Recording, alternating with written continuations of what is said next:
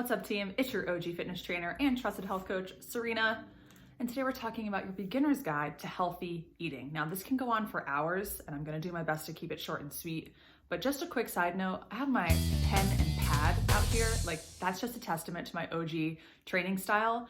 I don't get caught up in trends, and I do try to keep things really basic because at the end of the day, that's what health should be. It should be basic, it should be digestible, it should be easy to get to, and it should be affordable, if not free, right? So I'm gonna teach you from a few notes today on a few things to get started as a beginner who wants to improve your healthy eating habits.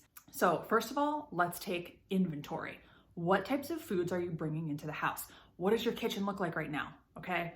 If I look off to the side, I have all my stuff that I need. I have my nuts and my seeds. I have mason jars filled with things like cacao nibs and hemp seeds. I have all my utensils out. I have my lemons. I have my limes. I have fresh filtered water. I have the things that I use every day out and accessible.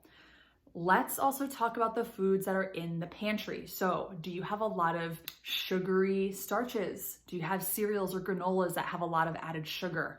We need to get some of that out. We need to get out all of that added sugar. Start reading labels. What about soups and canned items? Is it loaded with sodium? Let's knock that sodium level down and make sure that we're not pulling in a lot of canned goods with a lot of preservatives in them. Let's also take an inventory of our spices. Are you holding on to some old spices? Let's get those salty spices out. I know Mrs. Dash has a ton of salt-free spices. I'm a huge fan of my cinnamon, my oregano and cumin and all of the good stuff that makes my food taste really, really yummy. What about the fridge? Are we having a lot of sugary dairy? Are there a lot of processed meats? Do we have a lot of condiments that have added sugars or like dressings that are really high in fat? Take inventory and start getting them out and replacing them with alternatives that, like I'm saying, have no added sugar, have low sodium, and have healthy fats, and really at the end of the day, have little to no ingredients, okay? Because at the end of the day, a zucchini or a cucumber is only gonna have one ingredient, and that's the best ingredient, right? One. All right, so take that inventory and start stripping everything out. If you're in charge of food shopping, do your due diligence of writing down a list so you know what to bring back in so you can have a pantry filled with quality inventory that's gonna support your health goals. Tip two, protein and plants, okay? So if you're trying to improve your healthy eating strategies, let's talk a little bit about bringing protein in and also plants. So where's your protein coming from? If you're a vegetarian, I've been eating a lot more pescatarian recently, so I will eat like my white fish, my salmon, scallops and shrimp more often than not. I will trend more towards tofu and tempeh. Proteins coming from my beans, my legumes, and then also pea proteins like pea protein powder and hemp seed at that. So where are you getting your protein from? And hopefully these questions are kind of just kicking up a little bit of dust. And then also your plants. Are there plants at every plate or on every plate at every meal? How are we pulling in those vegetables? Do you need to improve your vegetable intake? Most of the time, the answer is yes. The recommended daily allowance is 6 servings. That can sometimes be difficult. So maybe you pick up an Amazing Grass Super Greens powder that can help supplement, but make sure it's all natural ingredients, no sucralose, no flavors, no added sugars. So pick your proteins, make sure there's a protein at every meal coming from egg whites, tofu, tempeh, lean ground chicken or lean ground turkey or chicken. Ideally, we're not eating a lot of red meat, but every once in a while, grass-fed meat can be, healthy in terms of an iron-rich diet. Personally, have been eating, like I said, tofu, tempeh, and fish. And that to me makes my GI feel really good. Ask yourself where you're getting your proteins and where your plants are playing a role. Don't forget, you can also saute your kale. You can saute your vegetables. You can make really yummy vegetable bowls, and you can use rice cauliflower, zucchini, mushrooms, garlic, onions, and just throw it in a saute pan. Put a little bit of onion or garlic powder on it and a little bit of olive oil and your favorite cracked peppers, seasonings. Yum, super, super good. So tip 3, portions, guys. So if you're someone who tends to eat mindlessly in front of the television, in a conversation, heavy conversations, in front of your computer or at your desk, let's pause and ask ourselves how we're eating and how much we're eating, okay? Our portions need to be sized down more often than not, okay? But not to the point where it's little, bird food bites. Get comfortable understanding what a cup looks like or what 4 ounces looks like. Most of the time, 4 ounces is about the size of the palm of your hand, okay?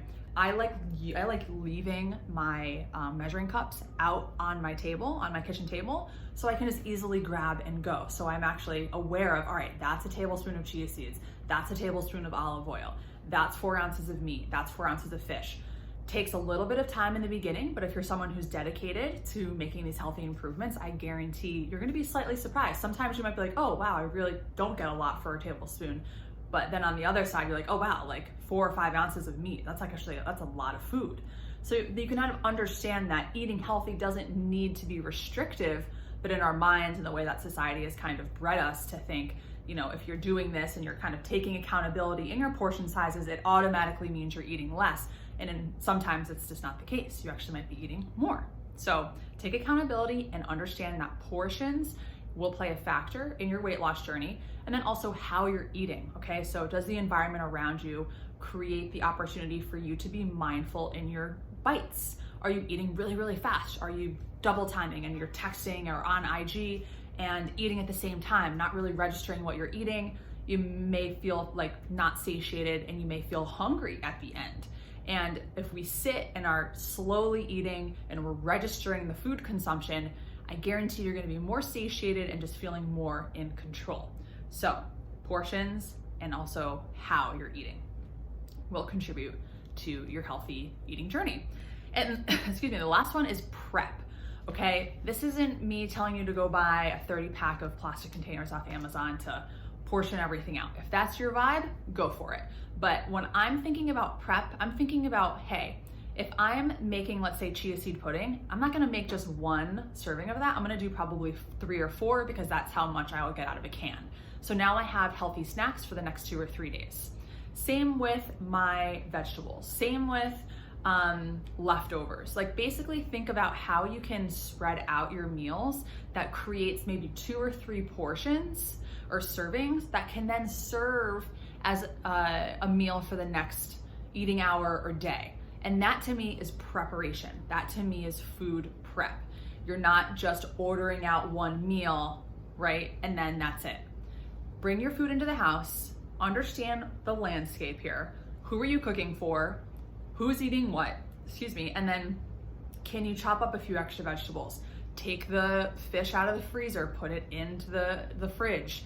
Can you create little smoothie packets? Where can you kind of help yourself out along the way that makes grabbing healthy foods an easy option? Just as easy it would be for you to grab the bag of popcorn or grab a random piece of chocolate, okay? That's what we're competing with. We want to try to create these little mini meals or double or triple servings so you have yourself another meal waiting for you after the fact, okay?